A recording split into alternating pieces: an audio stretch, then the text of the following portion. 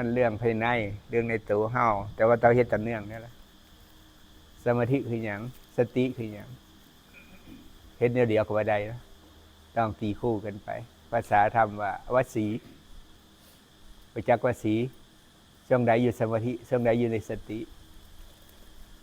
ฝึกสติสมาธิตีคู่กันไปเพราะมักสมังคีให้มันสามัคคีกันไปสองพี่น้องร่วมแรงร่วมใจกันไปปะกันมาได้ตั้งแต่สมถะวิปัสสนาขึ้นมาฌานญาณขึ้นมาฮอดฌานญาณขึ้นจนถึงมรรคผลมรรคสีผลสีนิพพานนึงให้ว่าเพิ่มปริมาณขึ้นไปเรื่อยๆต่อเนื่องไปมันถ้าเป็นเองดอกมรรคผลนิพพานมันเป็นผลมันนะผลออกมาแต่สมถะวิปัสสนาต่อมาฌานญาณก็ไหลขึ้นไปเป็นมรรคเป็นผลไปแล้วเป็นผลมาแล้ว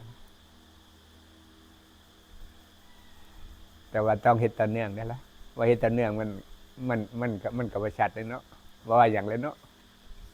ว่าเรื่องหยังคันว่าเฮ็ดต่อเนื่องคันว่าเฮ็ดหลายมันก็บ่เก่งเนาะว่าเฮ็ดหลายมันก็บ่ชัดนะว่าเฮ็ดหลายมันก็บ่ชัดบ่เต็มเพิ่นห้องอะไรปรมัตถ์ปรมียังน้อยอยู่อุปปารมีเฮ็ดจะเป็นนิสัยเฮ็ดจะเป็นความเคยชินปรมัตถ์เฮ็ดจนเต็มมันเฮ็ดมาจนเต็มสมาธิก็เต็มสติก็เต็มสติกับปัญญาอยู่ด้วยกันนะเพราะสติปัญญาเต็มปัญญาก็เกิดสมาธิคือหยังมาถามหลวงพี่กันสมาธิคือความสงบนิ่งเฉย